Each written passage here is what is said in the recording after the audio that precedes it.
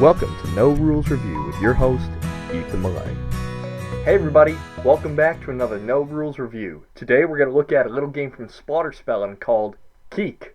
Or I think that's how it's pronounced, I'm not actually sure. Kiek is not the normal fare for a Splotter game. This is closer to something like Dixit or Apples to Apples or games along that ilk. This is a print and play copy. This is one of their very early games. I believe Joris is one of the designers on this, not Jeroen. It's a game where you are going to be putting pictures down on the table, and it's a pretty easy print and play to do since they have the pictures up online. They're just sort of, indistinct pictures of different things. There's a copy of roads and boats. They're just sort of black and white pictures of different aspects of day-to-day life. Nothing really all that amazing.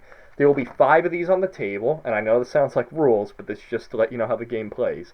There are 5 pictures on the table. Whoever turn it is divides those 5 pictures into a group of 3, and then a group of 2.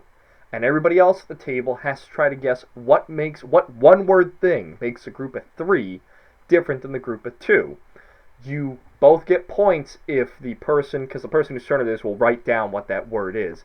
They will get a point, and the person who guesses the correct same word will get a point, and play continues around the table. The difficult aspect of this game, though, is descriptor words that are used to define a group, and words that are guessed by people whose turn it is not, are then forbidden to be used for the rest of the game. And so, game continues until you reach a predetermined number of points, or until you decide you're done playing, which is usually what happens when we play it. This is not the typical heavy economic Splotter game. This is just a light little party game. But it's a thinky party game.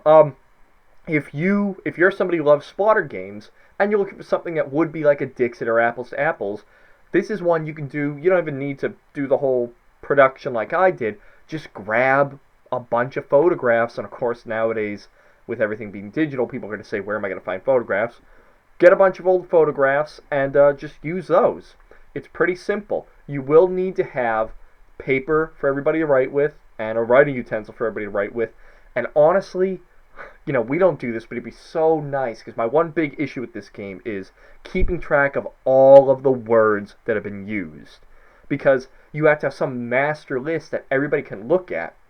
Because rounds are only 2 minutes long at the most, so you don't have time to really look and say, well, has this word been used? Has that word been used? So if you're going to do this, I would suggest getting like a whiteboard or a little chalkboard and writing down on that. And therefore limiting number of rounds, because obviously that list is going to grow pretty quickly of words that people have used and people have guessed. But very quick, very light, typical for these kinds of games where you think it's so obvious when it's your turn what defines that group of 3 over that group of 2. And don't you know, people just find the most random things in that, group of 3 that's not in the group of 2, and they'll say, that must be it. So you have to be careful. Just like a Dixit, you don't want to be too obtuse. If you're too obtuse, nobody's going to guess it.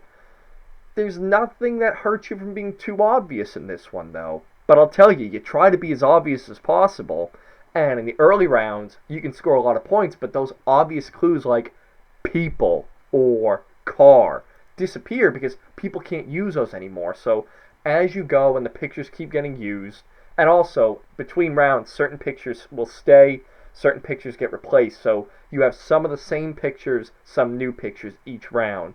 It gets more and more difficult as a clue giver to try to be as obvious as you can, as this constraint just sort of tightens around you round by round by round. So it is fun. There is a very limited amount of play before it reaches the point where you have no more words to use.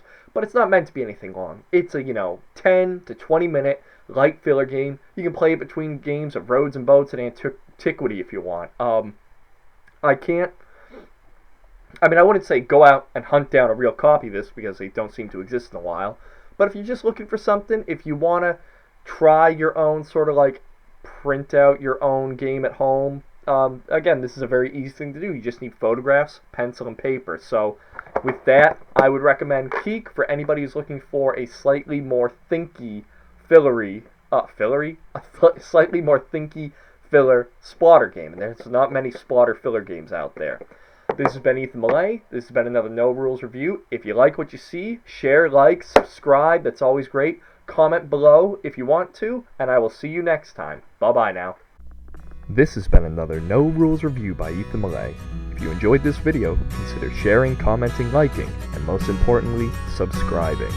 For this and other great games, join us over on BoardGameGeek.com. Thanks for watching, and we'll see you next time.